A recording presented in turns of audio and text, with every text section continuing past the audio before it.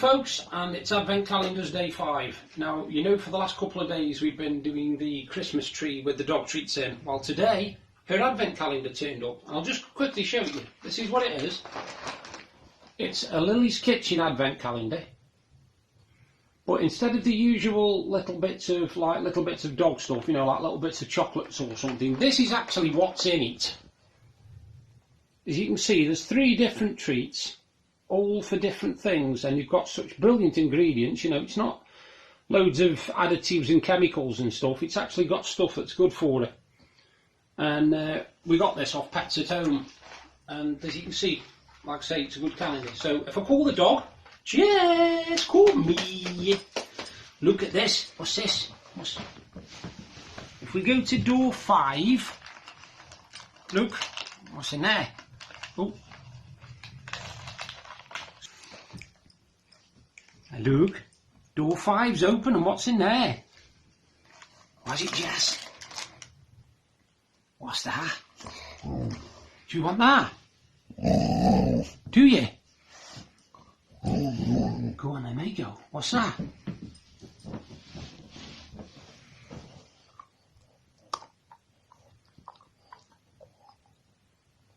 I think that's a emphatic yes to that one. That particular one she's just had was a bedtime biscuit, which it says blissful bedtime treats made with honey, yoghurt, chamomile and passion flowers to help soothe your dog on those exciting nights before Christmas Day. See, so even the dog's allowed a nice treat.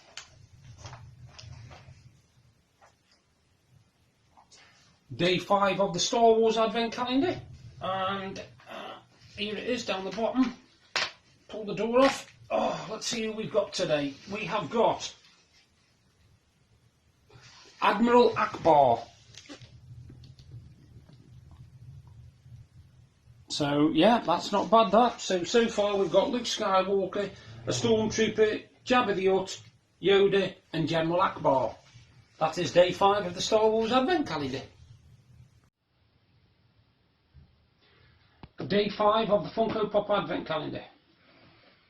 I like this one, you see, because the doors are one after another, which is very unusual for an Advent Calendar. Oh, door 5. I ain't going to get this one wrong now. Are your spider senses tingling? Because it is Spider-Man. Spider-Man. Complete. So there's a little Spidey to go with the rest. That is door 5 on the Funko Pop Advent Calendar.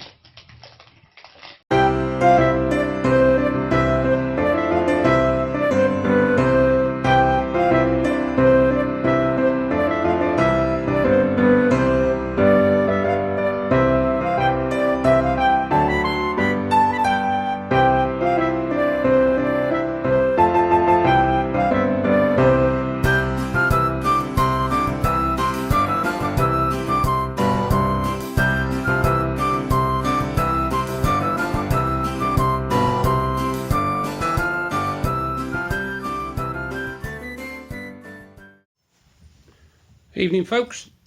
It's Thursday evening. I can see my wife pointing mentally at the dog, because the dog wants to photobomb me. Look, that's it. She's just gone in her bed anyway. Yeah, it's Wednesday evening. The dog's Advent calendar went down really well. She loves it. I haven't been doing a lot today. I've been mainly doing surveys, and I've got an update on the computer.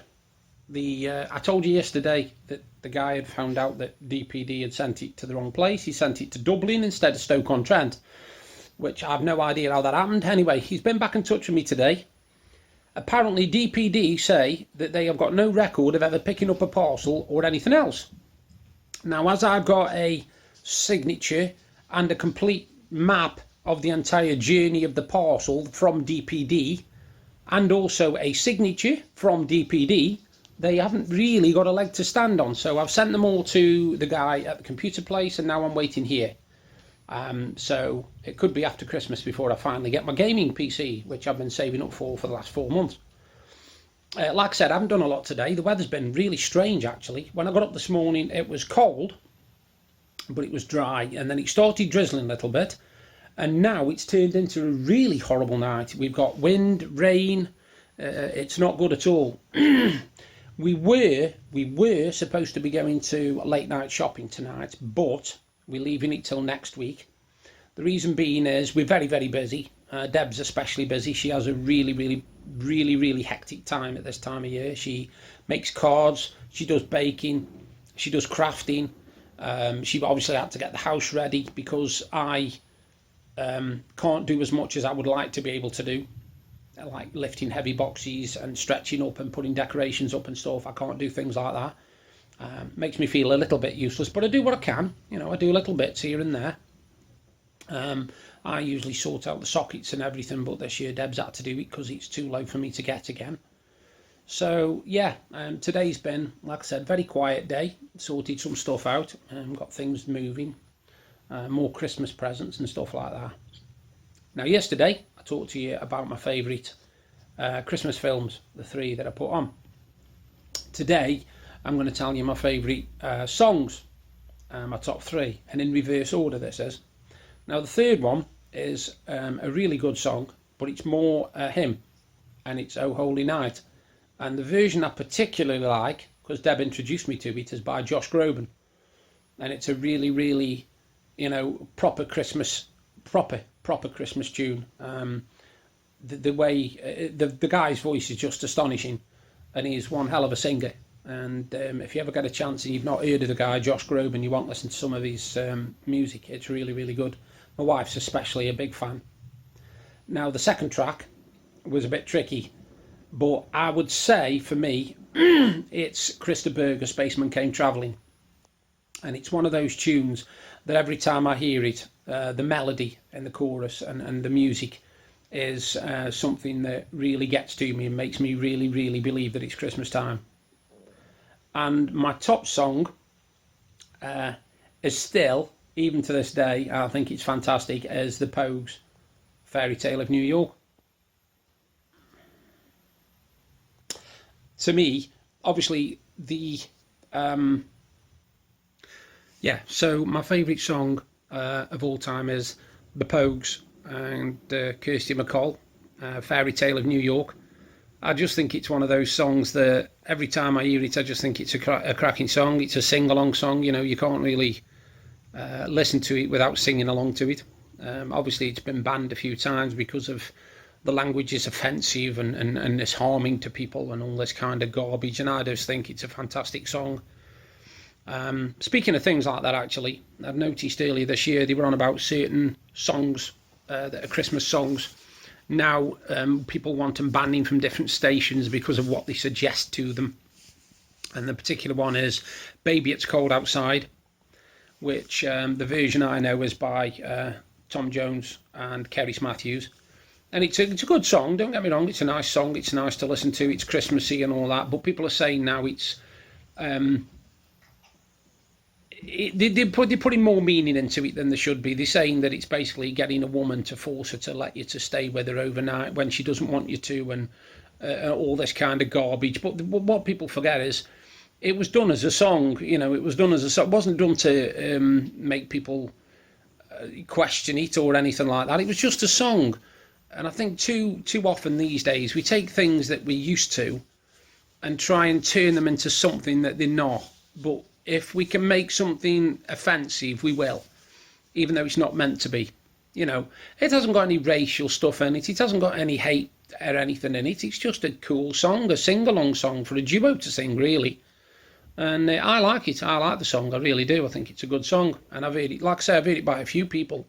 But the one that most people listen to is the one by Tom Jones and Kerry Matthews. But again, you see, it's this modern thing of wanting to be offended by everything. It's just a bit too much now. Tomorrow we've got a Tesco delivery coming, and that should be here between 3 o'clock and 4 o'clock, hopefully. Whether all the items are going to be here, I don't know, because sometimes we've had it where we've expected them to be missing, but they've ended up being every item's been in stock, which has surprised us. And other times we've expected them to all be there because we've only had a little delivery, but there's been 3 or 4 items short. So bizarre. Really is bizarre. We're still hoping to get a lot in before Christmas. Obviously, like I said, we won't do a late night shopping. We won't go up to our big Tesco, which is a good half an hour, 40 minutes away on the bus. So we won't go up there and have a nice look around, soak up some Christmas atmos, because they've also got Matalan up there and a couple of other things as well. So we want to go up there and do that. Sorry, Jeffrey Reardon, I've got to say, Liverpool last night won again, beat Everton 5-2. But credit to Everton, they had their chances, and if they'd have took the chances, it could have been 5 each.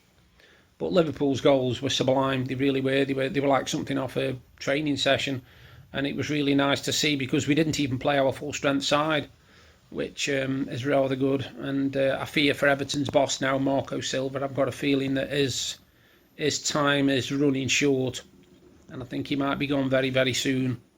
I don't know what you think about that, Jeffrey. You'll have to tell me. Do you think he should stay, or do you think it's time you replaced him? Who knows? But the player that was fantastic for us last night was Divock Origi. He literally, apparently there's only Robbie Fowler and one other person who scored more goals against Everton in Liverpool's history. And I think that's quite astonishing. And the way he took his goals, oh my word, they were world class. If you get a chance to see highlights from last night, they were world class, they really were. I'm glad I sorted out the sound on my computer. It looks like it was picking up the wrong microphone, like my wife suggested, and that's exactly what it was, I think. But it seems to have sorted itself out. I've had no problems since. I'm going to be experimenting with some new video software soon and trying to enhance my videos a bit more, put a bit more into them, see how that goes. Obviously, tried and tested method that works is this method. I normally sit in front of my computer, but I've had the last couple of days where I've just sat in the living room with my phone on a pop socket, so I don't have to worry about holding it for too long. I don't know whether you can hear in the background. I'm not sure how good the sound is, but it's absolutely throwing it down outside. It really is. Another view of the tree again. Hold on. There you go. There you go. My dog was here just, but she's disappeared now. She's gone into the other room. Sometimes when you start talking, she gets up and walks out the room. And if you sing at her, she literally will go out the room. If you're in the room, even me or Deb, and bear in mind Deb's got an amazing voice, but if I start singing or Deb starts singing, the dog just gets up and walks out the room. She don't do singing at all. Our dog doesn't. She's really funny with things like that. Yeah, she's gone now. I was just checking actually. Anyway, that's my video for today. Hopefully there'll be a bit more interest tomorrow, and I shall speak to you all then. Bye for now. Hi, I hope you enjoyed the vlog, and if you did, please give me a thumbs up and a like. Thank you very much. And if you like what you saw, you can subscribe by clicking there. And if you want to see what I did yesterday, you've just got to click up there. Bye for now.